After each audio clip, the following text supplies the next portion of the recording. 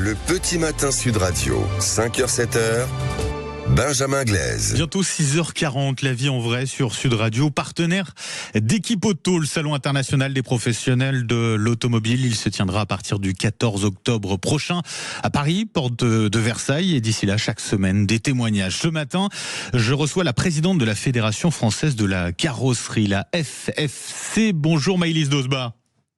Bonjour. Soyez la bienvenue sur Sud Radio, présidente donc de la Fédération française de la carrosserie et gérante par ailleurs de la carrosserie Dosba à Tarnos, c'est dans les Landes, la carrosserie qui fait partie de ces métiers, Maëlys Dosba, qui recrute. Il y a beaucoup d'opportunités à saisir dans ce secteur véritablement. Oui, énormément. On recrute énormément, on a beaucoup de mal à trouver du personnel et surtout on a beaucoup de mal à trouver du personnel très qualifié en fait. Voilà, on trouve quelques personnes qui se présentent, mais malheureusement le secteur de la formation, chez nous, il y a un souci, on forme pas assez, donc on n'arrive pas à recruter, tout simplement. On forme pas assez, c'est-à-dire qu'est-ce qui pose problème concrètement avec les formations actuelles ? Peut-être qu'on n'attire pas assez dans notre secteur. Peut-être que le métier de la carrosserie, il est pas assez, je vais ouvrir des gros guillemets, je vais dire qu'il est pas assez sexy. On n'arrive pas à le vendre peut-être correctement, donc on n'attire pas, donc les gens ne vont pas dans cette filière-là et c'est bien dommage. C'est bien dommage parce qu'on a un métier qui est, moi je trouve qu'on a un métier qui est attrayant, on a un métier où on travaille avec nos mains, on est des vrais artisans, on est des artisans qualifiés, on a un savoir-faire énorme. Mais malheureusement, on n'est pas assez attractif. Donc, on forme pas assez, donc on n'a pas de personnel.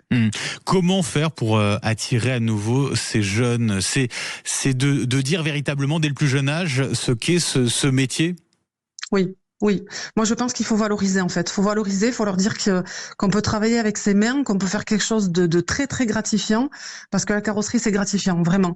Quand on rentre un véhicule très accidenté ou très abîmé et qu'on le ressort comme s'il s'était absolument rien passé, c'est extrêmement gratifiant de le voir dans l'œil du client qui se dit « Ah, waouh !» Et ça, c'est extraordinaire et on n'arrive pas à le vendre et c'est dommage. J'ai l'impression que c'est faudrait en parler très tôt. Pour la plupart des métiers artisanaux, manuels, on n'arrive pas finalement à le faire savoir, à faire découvrir ces métiers déjà à l'école. Oui, c'est ça, exactement. Et puis à l'école, on met beaucoup l'accent sur le numérique, on met beaucoup l'accent sur les nouvelles technologies, mais il faut pas oublier que derrière, il y a des hommes, il y a des mères, il y a des cerveaux, et ça, on n'en parle pas assez en fait. Et dire aussi que typiquement, le marché de la carrosserie, c'est un marché qui est dynamique, qui est porteur. Oui. Et puis qui s'arrêtera pas, parce qu'on aura tout le temps besoin de nous. Nous, on peut pas se faire remplacer par des robots, on peut pas se faire remplacer par des machines. L'artisanat, ça existera toujours et la filière de la carrosserie, ça a des débouchés énormes. C'est un secteur qui est en pleine croissance, mais le problème, c'est que en pleine croissance, ça veut dire qu'il nous faut du monde, il nous faut des gens, il nous faut des mères et on les trouve pas. Quel message vous voulez faire passer justement ce matin sur Sud Radio à ceux qui nous écoutent et qui peuvent également transmettre le message que vous souhaitez passer ? Il faut venir nous rencontrer. Il faut se dire que la carrosserie, c'est un métier extraordinaire. C'est un métier où les gens peuvent s'exprimer parce que dans le métier de la carrosserie, il y a quand même plusieurs sous-métiers. On peut être carrossier, on peut être tôlier, on peut être peintre. C'est un milieu où il y a énormément de femmes qui s'y intéressent et puis on embauche de plus en plus de femmes. Donc il faut y aller en fait. Il faut pas hésiter. Il faut pas se dire que c'est un métier en perdition. Bien au contraire. Et je pense que dans la carrosserie, on peut faire de belles choses. Avec un métier, vous l'avez dit, Maëlys Dosba, qui se féminise clairement depuis un certain nombre d'années. Vous en êtes d'ailleurs la preuve. Oui, tout à fait. J'en suis la preuve vivante. Et puis, on a monté il y a quelques années, avec l'aide de Pascal Boulenguier, qui est notre secrétaire de région à la fédération, ce qu'on appelle le groupe des réparactrices.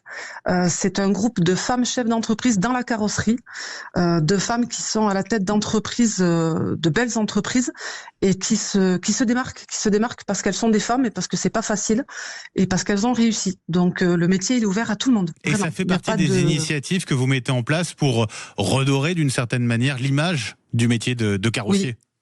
Oui, tout à fait. Pour dire que l'image de la carrosserie, c'est pas un bonhomme plein de camouilles et de poussière avec une salopette bleue. C'est plus ça aujourd'hui. Aujourd'hui c'est un artisan, mais c'est un artisan, ça peut être un homme et ça peut être aussi une femme. Et ça, il faut que les gens se le mettent dans la tête. Voilà. Ouais, qu'ils se le mettent dans la tête. Et c'est pour ça que je vous reçois aussi, qu'on vous reçoit ce matin sur Sud Radio. C'est pour effectivement passer ce message-là, le métier de carrossier, métier porteur, et puis avec un certain nombre de défis aussi qui se posent, qui sont de bonnes choses, en l'occurrence avec une technologie de plus en plus de pointe, quoi. Oui, technologie de plus en plus compliquée, les véhicules sont de plus en plus équipés de ce que nous on appelle les ADAS, c'est-à-dire ça c'est les aides à la conduite, tout ce que vous avez comme capteurs, voilà, les capteurs pour les piétons, les capteurs pour les franchissements de ligne, tout ça c'est des technologies qui sont très compliquées, nous il faut qu'on investisse et puis on en revient toujours au même, c'est un cercle vicieux, il nous faut du personnel qualifié pour s'occuper de ce genre de travaux. On les trouve pas. Voilà. Valoriser le métier, valoriser également les formations. Comment, quelles sont les formations d'ailleurs pour devenir carrossier? On rentre dans les chambres de métier.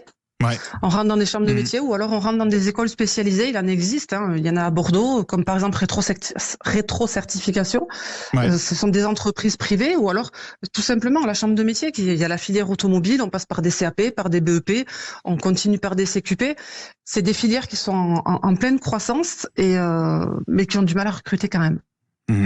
Maëlys Dosba, un grand merci d'avoir été avec nous ce matin sur Sud Radio. Je vous souhaite une très belle journée et c'était important d'écouter votre message. Je rappelle que vous êtes la gérante de la carrosserie Dosba Tarnos dans les Landes, présidente de la Fédération française de la carrosserie. Merci et bonne journée à vous Maëlys Dosba. Je rappelle que ces métiers de l'automobile seront à l'honneur à l'occasion du Salon international Équipe Auto.